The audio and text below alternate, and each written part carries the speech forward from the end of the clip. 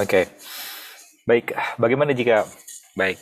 Bagaimana jika sekarang saatnya kita melihat uang dari sisi yang berbeda? Karena seperti yang kita sudah pahami bersama, hubungan kita dengan uang itu kadang-kadang baik, kadang-kadang jelek, yang ditandai dengan jumlah nominal uang tersebut di rekening kita. Perkenalkan, nama saya Rahmat Barus MBA, saya seorang master praktisi Neurolinguistic Programming, penulis buku 4 Langkah Mudah Hidup Semakin Berlimpah, serta podcaster di Berkembang Bersama yang pernah menduduki peringkat keempat di Apple Podcast. Seperti yang kita sudah pahami bersama, em, bagaimana jika uang itu adalah sebuah energi yang mana saat kita mempunyai definisi kaku akan apa itu uang, dari mana arah datangnya, serta seberapa banyak yang harus datang, sehingga saat uang itu datang dengan nominal itu, saya baru bersyukur. Everything that is Godzilla, Willy Potpok.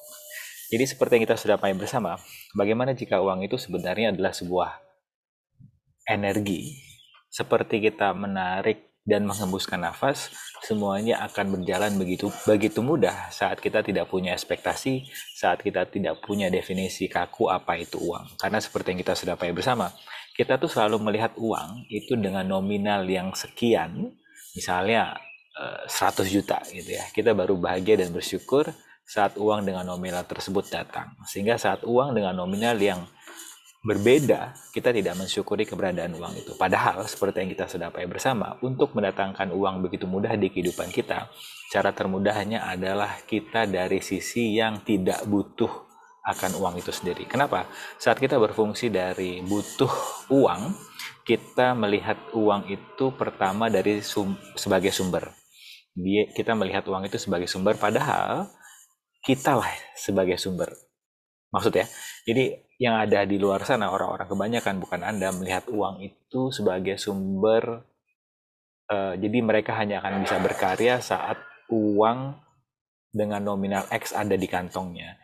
Bagaimana jika cara pandangnya dibalik, yaitu inspirasi kreativitas kita lah yang menghasilkan uang itu berdatangan kepada kita. Artinya kita sumber, bukan uang itu adalah sumber. Sehingga uang itu kita lihat sebagai efek samping dari kreativitas atau produk yang kita hasilkan. Itu yang pertama. Yang kedua, saat kita melihat uang bukan sebagai sumber tapi sebagai efek samping, kita itu having fun dalam berkarya. Dan kita tidak melihat kita dari sisi yang butuh banget uang. Karena begini, kalau kita berfungsi dari saya menginginkan sesuatu, artinya rasa bahagia kita tuh rendah, dan kemudian uang tersebutlah yang akan bisa menyelamatkan kita. Seperti yang kita sudah pahami bersama, kalau kita pacaran dulu, ketika kita pengen banget, apa yang biasa terjadi? Pasangan kita yang kita sedang PDKT-in itu juga mungkin gerah gitu. Ini orang kok nelponin mulu ya. Begitu juga dengan uang. Dia itu seperti energinya hanya akan tertarik kepada orang-orang yang mempunyai energi selalu bersyukur, selalu happy, bukan energinya yang selalu kekurangan. Karena kebanyakan orang di luar sana, bukan Anda, berfungsi dari kekurangan saat melihat uang. Dia mengejar uang, dan semakin uang itu dikejar, uang itu akan semakin cepat larinya. Padahal dan cara, artinya apa? Cara termudah untuk membuat uang itu malah mendekat kepada kita, kita dari level energi yang gratitude, level energi yang penuh syukur, level energi yang bukan melihat uang itu sebagai sebuah sumber, melainkan efek samping dari kreativitas yang kita lakukan. Nah, ini menarik karena menurut beberapa orang yang saya ajak ngomong, yang begitu mudah uang itu berdatangan di kehidupan mereka saat mereka sedang asik berkarya, saat sedang penuh syukur, sedang melihat kehidupan ini sebagai sebuah petualangan, bukan sebuah kesialan. Mereka akhirnya melihat uang itu, mereka memperhatikan uang itu begitu mudah datang di rekening mereka. Jadi kalau Anda perhatikan kehidupan Anda, coba Anda lihat mana di kehidupan Anda yang uang itu lebih mudah datang kepada Anda. Apakah saat sedang pengen banget, sedang butuh banget uang, atau saat Anda sedang asik berkarya, Anda lupa, tiba-tiba teman Anda yang dulu pinjam uang kepada Anda tiba-tiba nelpon bilang, ini udah buat transfer nih duitnya. Biasanya sih yang pertama yang terjadi, karena uh, ketika kita mempunyai vibrasi energi yang tinggi, yang penuh syukur, joy, and then we dalam kondisi yang selalu happy, itu energi kita seperti magnet yang membuat uang, kemudian yang membuat emas, yang membuat keberlimpahan itu lebih sering datang kepada kita. Karena seperti yang kita sedapai bersama, uh, money follow joys. Uang itu mengikuti datang kepada party-party yang happy. Jadi ketika Anda happy, uang itu akan lebih mudah datang kepada Anda. Nah, sebenarnya inti dari uang itu di situ. Kalau kita sedang dalam kondisi yang kekurangan, kita level vibrasinya rendah, akhirnya kalau kita kaitkan dengan law attraction, hanya akan menarik kondisi yang sama, ya kondisi yang vibrasinya rendah, seperti kekurangan, stres yang tinggi dan sebagainya. Dan uang itu nggak datang kepada kita. Kenapa? Karena vibrasinya uang itu tinggi, sedangkan vibrasi pengen uang itu rendah. Nah, bagaimana cara menaikkan vibrasinya agar setara sehingga terjadi sebuah proses aliran energi uang datang masuk ke kantong kita? Cara termudahnya adalah menaikkan level vibrasi Anda menjadi happy sehingga setara. Caranya gimana? Yaitu yang pertama, yang paling mudah adalah dengan bersyukur. Itu yang pertama. Yang kedua, yang sering saya lakukan adalah dengan menggunakan pertanyaan. Karena seperti yang kita sudah pahami bersama, beberapa orang di luar sana ketika bangun pagi, dia langsung melihat apa kurangnya dia. Aduh, kenapa hidupku begini-begini saja ya? Selain melihat apa kurangnya dia tidak berfungsi dari pertanyaan. Dia berfungsi dari kesimpulan. Aduh, kenapa kondisi keuangan ini terjadi kepadaku? Itu kesannya seperti pertanyaan, tapi dia adalah pertanyaan berbarut kesimpulan, tidak benar-benar pertanyaan. Benar-benar pertanyaan, real question adalah seperti ini. Oke, hey universe, ya oleh Tuhanku, siapapun Tuhan Anda bisa gunakan pertanyaan ini, tinggal diganti aja kata-katanya, hey universe, what can I be and do? Apa yang saya bisa menjadi dan lakukan agar uang itu bisa berdatangan di kehidupan saya dengan mudah dan menyenangkan. Ini yang biasanya saya lakukan setiap pagi. Yang saya perhatikan adalah kondisi mood saya yang tadinya berantakan, karena berfungsi dari kesimpulan menjadi sebuah energinya menjadi berubah menjadi positive mood yang positif, dan vibrasinya menjadi naik, dan akhirnya saya setara dengan vibrasi dari uang itu sendiri, yang mana setara dengan vibrasi happy. Jadi ketika Anda ingin tahu gimana sih vibrasinya uang, Anda tinggal tanya, kalau aku happy gimana bentuk getaran energinya. Nah, seperti itu adalah uang. Kalau kita melihat lagi kondisi saat kita benar-benar lagi kekurangan uang dan butuh banget uang, gimana rasa vibrasinya? Rendah dan seperti mengekang gitu. Sedangkan saat kita bersyukur, happy, dan sedang sibuk dengan kreativitas kita rasanya seperti expand. Nah, itu adalah rasa-rasa atau vibrasi-vibrasi yang mungkin Anda bisa mulai perhatikan agar Anda, oh kalau aku dalam kondisi yang mengkeret begini ya wajar uang agak susah berdatangan di kehidupan saya. Namun ketika energi vibrasinya lebar dan space-nya gede, tidak mengherankan begitu banyak kemudahan masuk datang pada kita. Itu yang pertama. Yang kedua yang perlu Anda perhatikan adalah mengenai apa sih definisi Anda mengenai uang.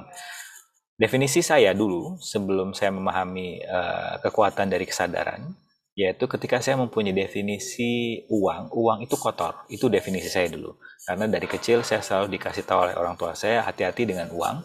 Nanti uang itu sudah dipegang banyak orang dan akhirnya sampai ke kita, artinya kita bisa kena kuman. Apa yang menyebabkan terjadi? Yang terjadi adalah saya ketika ngelihat uang ada rasa jijik. Nah, itu yang perlu kita harus berhati-hati. Apa definisi uang yang Anda punya yang mungkin sekarang bisa menjadi penghalang Anda untuk mempunyai lebih banyak dari uang itu tersebut. Apakah Anda bersedia untuk hancurkan, cabut, dan batalkan semua yang definisi yang Anda punya mengenai uang? Yes, Anda tinggal jawab yes, yes, everything that is.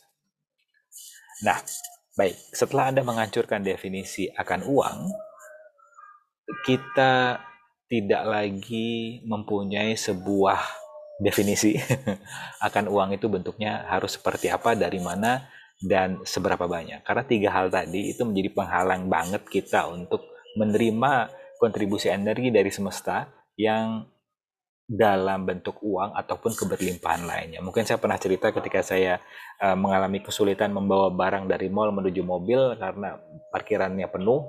Saya tuh berdoa sambil mengeluh kepada Sang Pencipta, ya oleh Tuhanku, tolong dong bantu saya untuk memudahkan pembawaan barang ini dari mall menuju mobil. Yang menarik adalah setelah saya tidak lama berdoa, ada yang mendekati saya, seorang ibu-ibu, dan menawarkan bantuannya. Namun karena saya seorang laki-laki dan ibu ini sudah berusia, saya menolak bantuan dari ibu itu dan bilang, maaf, terima kasih Bu, tapi saya tetap mau jalan sendiri. Nah, yang menarik adalah ternyata bagaimana jika doa kita sudah dikabulkan, namun karena bentuknya itu tidak sesuai dengan harapan kita, karena harapan saya ketika saya berdoa meminta bantuan dari semesta, yang ingin saya datangkan, yang ingin membantu saya adalah satpam dari mall tersebut, laki-laki, sehingga dia kuat membawa barang-barang saya. Nah, yang karena yang didatangkan oleh ibu-ibu, saya menolak dan tidak mengakui bahwa itu adalah sebuah bantuan dari semesta. Begitu juga dengan uang. Hati-hati dengan definisi yang kita punya terhadap uang, baik itu jumlahnya harus berapa, dari mana arahnya, dan kemudian seberapa banyak dari mana arah uang, dan apakah definisi yang kita punya mengenai uang itu sendiri, itu sekali lagi akan menjadi penghalang. Dan karena kita kaku banget, dan ketika yang datang di luar itu, padahal hal itulah yang kita sedang butuhkan. Karena menurut pendapat saya, mungkin saya salah, semesta ini sebenarnya sudah mengetahui apa yang kita butuhkan, yang dapat menunjang kita hari itu. Namun karena kita lebih percaya kepada apa yang kita inginkan, kita fokusnya ke sana. Karena seperti yang kita sudah pahami bersama, apa yang kita inginkan biasanya itu penuh dengan nafsu, itu penuh dengan ego. Dan kalau kita mempercayai kontribusi dari semesta, apa yang didatangkan oleh semesta, walaupun bentuknya berbeda dengan apa yang kita inginkan, biasanya itulah yang sedang kita benar-benar butuhkan saat itu. Hati-hati juga, itu kenapa pentingnya kita mensyukuri atas segala nikmat. Kadang karena begini, kita mintanya 1 juta saat itu, namun 1 juta itu bukan yang benar-benar kita butuhkan, tapi apa yang kita inginkan. Semesta kemudian mendatangkan 100.000, yang 100.000-nya ini tidak kita syukuri, tidak kita acknowledge, kita malah mengeluh kepada sang pencipta, ya Allah, gua kan mintanya 1 juta, kenapa dikasih 100.000 sih? Nah, itulah yang akhirnya meracuni kemurnian energi kita, sehingga saat kita berdoa lagi kepada sang pencipta itu berisi penuh keraguan, tidak lagi dengan rasa syukur dan rasa happy. Ini juga yang harus Anda perhatikan ketika Anda berdoa. Apakah berdoa Anda itu penuh dengan ketakutan, apakah Anda berdoa penuh dengan petualangan, penuh dengan keseruan, tanpa ada ekspektasi di sana. Nah, kita sudah masuk ke poin yang ketiga yang menurut saya sangat penting di sini. Ketika kita mempunyai ekspektasi akan hasil dari doa kita, bentuknya harus seperti apa, kita itu seperti berusaha mengendalikan apa yang tidak bisa kita kendalikan, dan tidak mengendalikan apa yang kita benar-benar bisa kendalikan, yaitu ikhtiar kita menuju ke sana. Karena seperti yang kita sudah pahami bersama, kebanyakan orang yang ada di luar sana itu lupa bahwa hasil akhir itu tidak bisa dikendalikan. Yang bisa kita kendalikan adalah usaha kita menuju ke sana. Apakah Anda sudah, pertama, memperbaiki kondisi alur kas Anda? Itu yang pertama. Yang kedua, apakah Anda sudah melihat peluang yang mungkin datangnya dari arah yang Anda tidak duga? Karena seperti yang kita sudah pahami bersama, orang-orang yang ada di luar sana itu selalu melihat arah uang itu hanya dari profesi yang sedang mereka jalani. Artinya Anda sedang mempunyai definisi, Anda sedang membuat sebuah limitasi, dan bagaimana jika sekarang saatnya Anda mempercayakan kepada semesta untuk memberikan Anda ilham, inspirasi, untuk menyadarkan Anda bahwa pintu rezeki itu tidak hanya dari satu pintu, dari beberapa pintu yang kemudian bisa Anda pertimbangkan untuk Anda gunakan, untuk Anda maksimalkan. Karena seperti yang kita sudah pahami bersama, mungkin Anda pernah mendengar cerita dari saya, yaitu ketika seorang teman saya yang dia bekerja di sebuah perusahaan sebagai karyawan, bosnya minta tolong dia untuk mencarikan rumah karena bosnya baru pindah. Dan rumah itu teman saya menolak. Kenapa? Karena dia bilang, saya adalah seorang karyawan biasa, saya nggak mengerti Pak mengenai rumah-rumah sewaan ini. Tenang aja, nanti kalau dapat rumah sewaan, saya saya kasih bonus deh ke kamu sebagai ucapan terima kasih. Namun karena dia nggak ngerti, dia merasa dia hanya karyawan biasa, dan dia tidak mempunyai kemampuan di bidang real estate, akhirnya dia menolak. Namun ketika dia menolak permintaan bantuan dari bosnya itu, dia menghubungi saya, teman saya. Kayaknya ada sesuatu deh dari sini yang saya tidak mau lihat, apa ya kira-kira. Akhirnya saya tanya, apa definisi yang kamu punya mengenai diri kamu yang kamu anggap itu adalah satu-satunya potensi yang kamu miliki, sehingga membutakan kamu untuk tidak melihat yang lebih dari ini untuk berdatangan di kehidupan kamu. Oh iya ya, aku punya definisi bahwa aku hanya seorang karyawan. Setelah saya bantu menghancurkan definisi kaku akan siapa dia hari itu, akhirnya dia menghubungi bosnya dengan membawakan pilihan rumah yang dapat bosnya sewa, dan akhirnya bosnya ada yang suka, dan kemudian bosnya transaksi dan kemudian memberikan bonus kepada teman saya, yang mana itu tidak akan pernah bisa terjadi saat teman saya masih memegang definisi kaku akan siapa dia hari itu. Everything that is not Godzilla will you destroy and create all your spot and wrong with and pokoknya boss and beyond. Apa yang saya ucapkan tadi sebuah clearing statement yang sangat membantu saya dalam mengisi kehidupan ini, karena seperti yang kita sadari bersama, bagaimana jika semuanya adalah energi di kehidupan ini, namun saat ada definisi kaku, limitasi yang kita ciptakan sendiri, terciptalah sebuah sumbatan energi yang membuat kehidupan saya itu sebelumnya menjadi lemas dan tidak enak. Dan akhirnya sumbatan ini dibuka dengan bantuan clearing tadi. Untuk mengetahui lebih banyak mengenai clearing-clearing seperti ini, Anda bisa masuk ke theclearingstatement.com. Di sana Anda bisa menemukan begitu banyak pilihan clearing-clearing yang bisa Anda gunakan untuk membantu Anda melewati kehidupan ini yang mungkin begitu sedang banyak limitasi yang terjadi di kehidupan Anda.